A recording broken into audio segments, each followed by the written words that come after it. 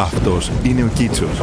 Από το πρωί μέχρι το βράδυ, ένα πράγμα σκέφτεται. Την τασούλα. Ναι. Τασούλα, να πειράσει το βραδάκι, ας σε πάρω με το αγροτικό. Στο αγροτικό.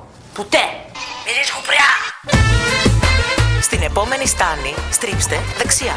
Άρε Τασούλα, για σένα μέχρι και GPS έβαλα στο γάιδαρο. Τράτζικ. Έχεις ξεφύγει?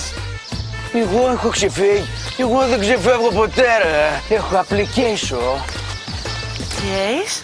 Κοίτα μπαρείς. Στην καρδιά μου βάζω αμπάρες. Πίσω κάνω άλλες χάρες. Στην καρδιά μου βάζω αμπάρες. Ακόμα και στο κάρο του χρόνου μας τσικάρω.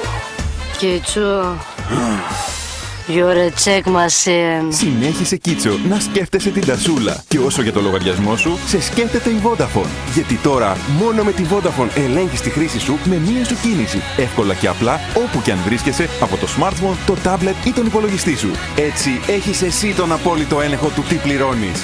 Κατέβασε το νέο δωρεάν application My Vodafone ή μπες στο vodafone.gr. Προχώρα, Κίτσο, είμαστε εδώ κάθε φορά που μας χρειάζεσαι.